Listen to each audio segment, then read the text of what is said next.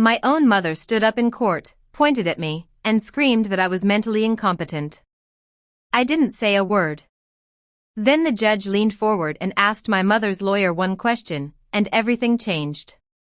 My mother didn't hesitate. She took a breath, adjusted her expensive silk scarf, and prepared to double down on the lie that had been a decade in the making. I just watched a single deep scratch on the oak table, counting the seconds. In my world, the first one to scream is usually the one with the most to lose. Sitting here with my coffee, watching the world go by, it's quiet moments like these that make you realize how unpredictable life can be. Before we continue, where are you joining from? And what is your favorite drink right now? Now, let's go back to that freezing courtroom in Atlanta. The air in the Fulton County Probate Court in Atlanta was thick with the scent of old paper, floor wax, and the kind of high-stakes desperation that only money can trigger. It was one of those humid Georgia afternoons where the heat felt heavy, pressing against the windows like an uninvited guest. But inside the courtroom, the temperature was sub-zero. I was 34 years old, and according to Jennifer, the woman who gave birth to me, I was no longer fit to control my own life, my own bank account, or the legacy my grandmother had left behind. Jennifer didn't look like a villain. She looked like a grieving daughter, polished to a high shine in a charcoal blazer that screamed old money and calculated grace. When she shrieked the word incompetent, the sound echoed off the high ceilings, vibrating through the wooden benches where a handful of observers sat. I felt the weight of every pair of eyes in that room shifting toward me. I didn't flinch.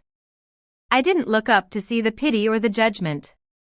Instead, I maintained the composure of a high-level risk assessment expert. I looked at the courtroom not as a place of drama but as a threat landscape that I was currently auditing.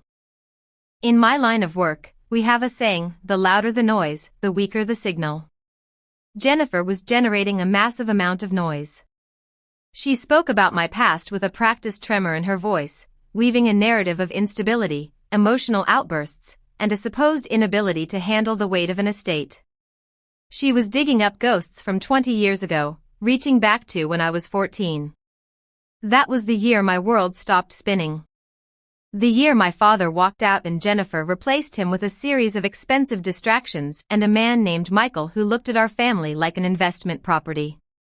I remember that 14-year-old girl. She was broken. Yes, she was drowning in the trauma of a divorce that felt more like a demolition. I remember the school counseling sessions, the quiet corners where I tried to hide my tears, and the records that Jennifer had kept like ammunition in a safe. She wasn't inventing a story today. She was weaponizing the scars of a child who had committed the crime of needing her mother. She stripped away the context, the 20 years of healing, and the professional success I had built, leaving only the image of a fragile teenager. Judge Sterling sat behind the bench, her expression as unreadable as a closed ledger. She was known for her precision, a woman who had spent decades seeing through the performances of the desperate. She let Jennifer speak for a long time, and I knew why. Silence was my fortress. In the risk assessment industry, the one who speaks the most is the one who reveals the most vulnerabilities. Jennifer thought my silence was a sign of surrender, a white flag hoisted in the face of her superior firepower. She had no idea it was actually a perimeter fence. For years, I had lived in a state of hypervigilance, a survival mechanism born from emotional abuse. When you are raised by someone who treats your emotions like a liability, you learn to process the world through data. You stop reacting and you start recording. My grandmother Ruth was the one who taught me that. She used to say that people lie, but numbers have no agenda. She was the one who took me in when Jennifer decided I was too much work. Ruth didn't give me platitudes. She gave me a ledger.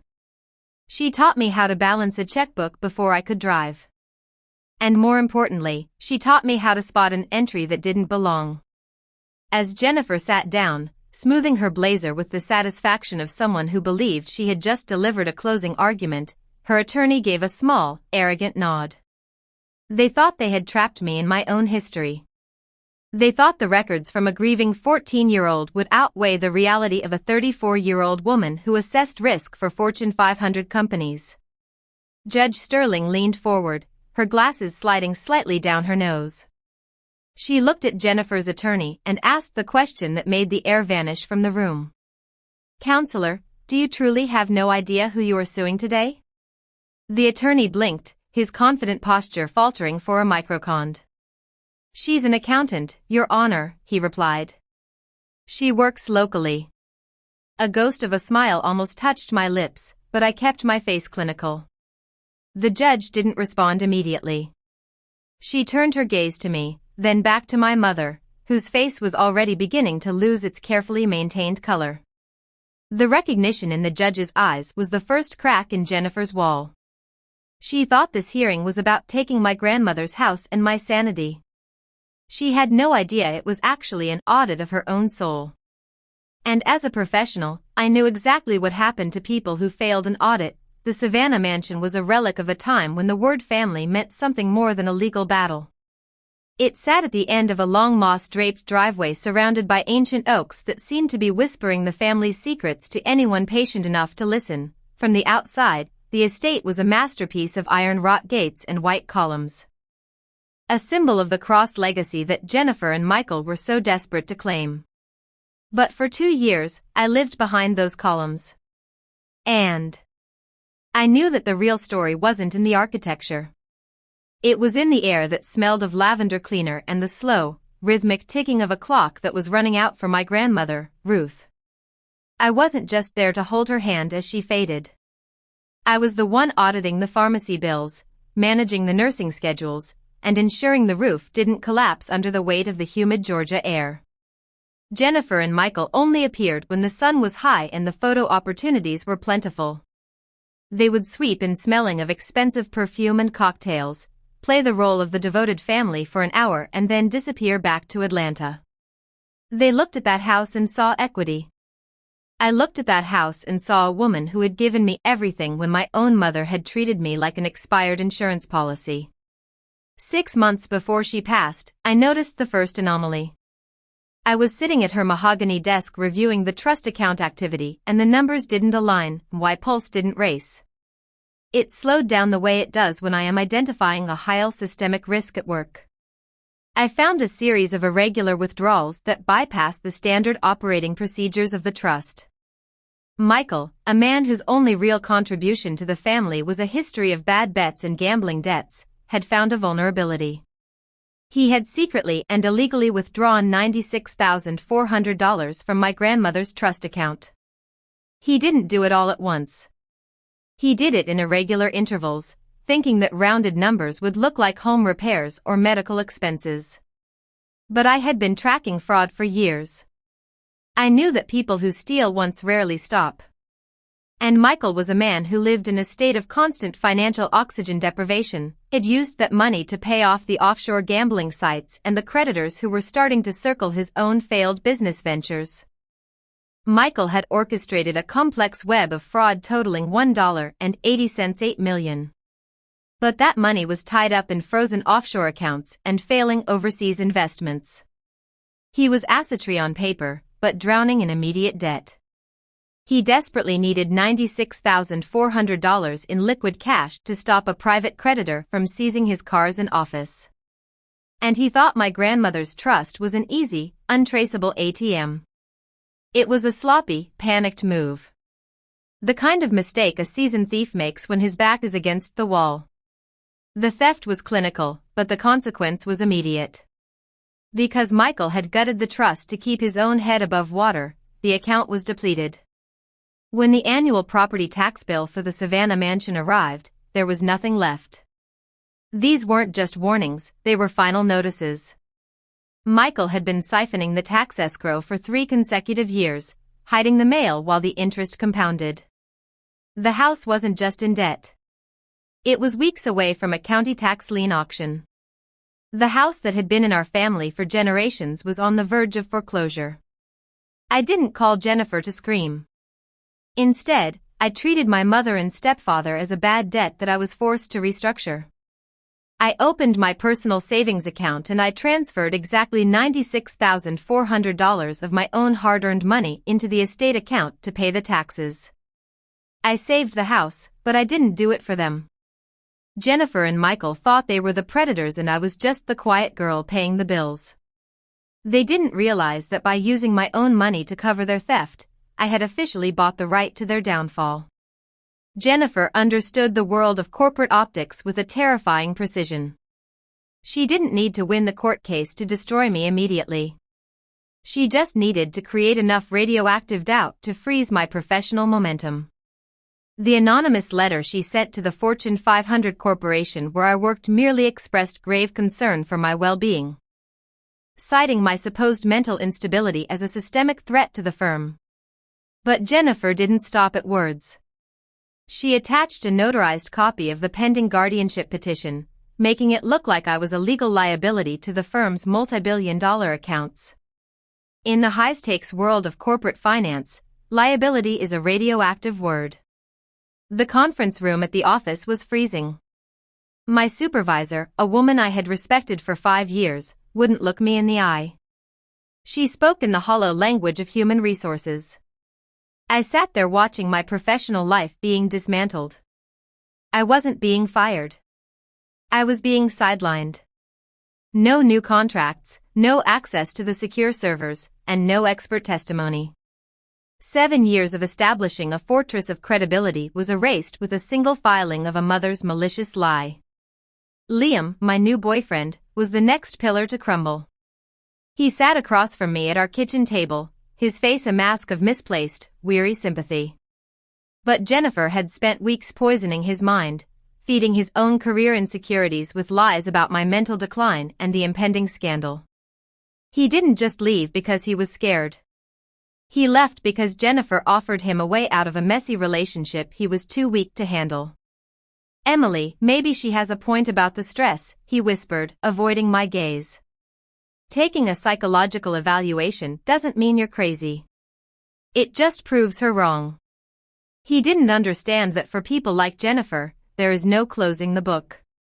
He was gaslighting me under the guise of being the reasonable one, pressuring me to compromise my truth so his own life could be comfortable again.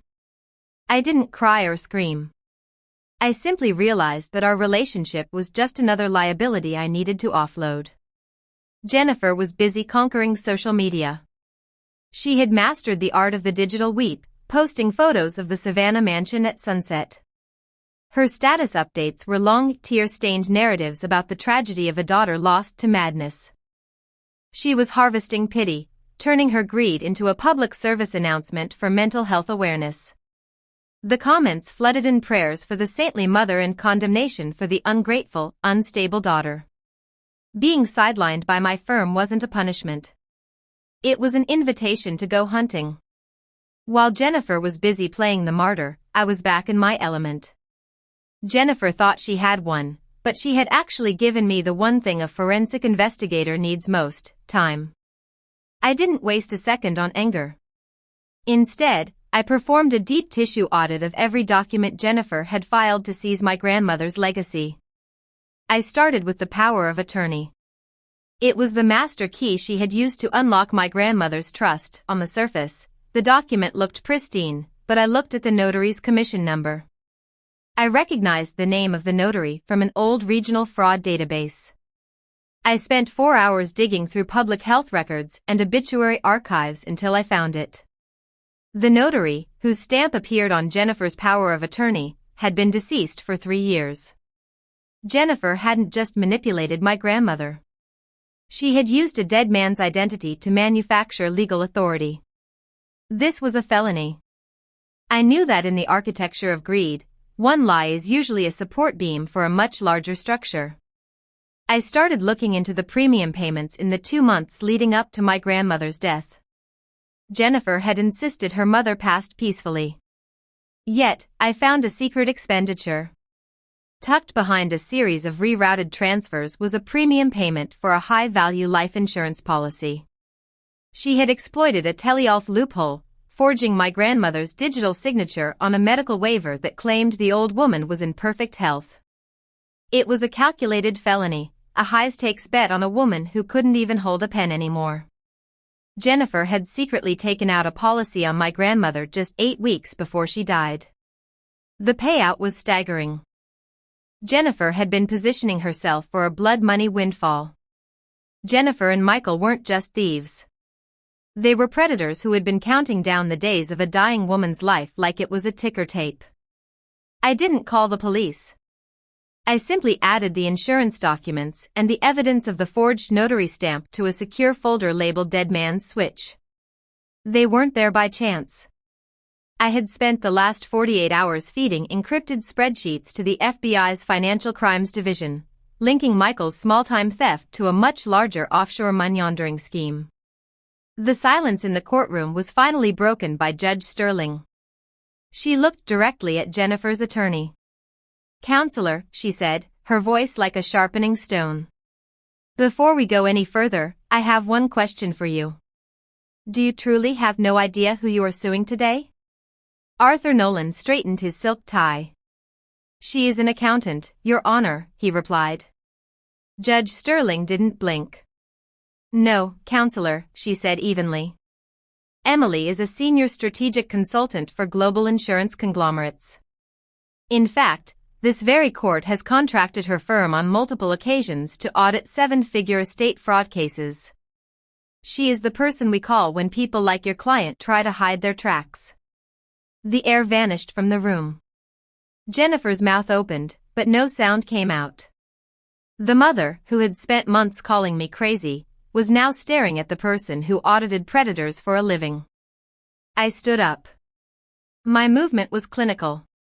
"Your Honor," I said, while my mother was busy building a theatrical production of my madness, I was busy performing an audit. I have submitted a file to the clerk. I call it the Dead Man's Switch. The documents I had meticulously gathered were projected for everyone to see. Inside this file, you will find the encrypted paper trail for $1,800,000 in systemic fraud and embezzlement orchestrated by Michael across 3 different state lines. I paused. The $96,400 he stole from my grandmother's trust was just the beginning. Then I clicked to the next slide, and here is the secretly filed life insurance policy Jennifer took out on her own mother only 8 weeks before she passed away. Jennifer let out a strangled sound. This wasn't an inheritance dispute. It was a crime scene. And I've already performed the autopsy. The power flip was absolute. Jennifer's face went from pale to gray. Her carefully constructed high society lady persona dissolving into the look of a trapped con artist. There was no more noise, no more shrieking about my mental health. There were only the numbers. Judge Sterling didn't even need to use her gavel. She simply looked at the court clerk and then at the 2 federal agents who had been waiting quietly at the back of the room. Based on the evidence presented, Judge Sterling began. This court finds the petition for guardianship not only unfounded but malicious. I am dismissing this case with prejudice. The evidence of financial exploitation, forgery, and systematic fraud will be referred immediately to the federal authorities for criminal prosecution. Counselor, your client is no longer the petitioner. She is a person of interest in a multi-state felony investigation. Michael was taken into custody right there in the front row. Jennifer sat frozen. She had spent her life performing the role of a high society lady whose status was built entirely on a foundation of borrowed money and my grandmother's goodness. Now she was experiencing the reality of what happens when the credit runs out. My mother's power was an illusion, a layer of expensive makeup that had finally been washed away by the cold water of the truth. She had mistaken my silence for a blank check and my endurance for an infinite line of credit. Jennifer was eventually sentenced to 5 years in federal prison for forgery and fraud. Michael received 10 years for his role in the embezzlement and gambling schemes that had crossed state lines. The life insurance policy was voided. And the $1,800,000 Michael had moved through the trust was frozen for restitution. I didn't stay to watch them be taken away. Instead, I returned to Savannah. I sold the mansion and used the $96,400 I had reclaimed plus the rest of the estate to establish a legal defense fund for the elderly. I named it the Ruth Cross Foundation, a place dedicated to protecting seniors from the very kind of financial exploitation that had targeted my grandmother.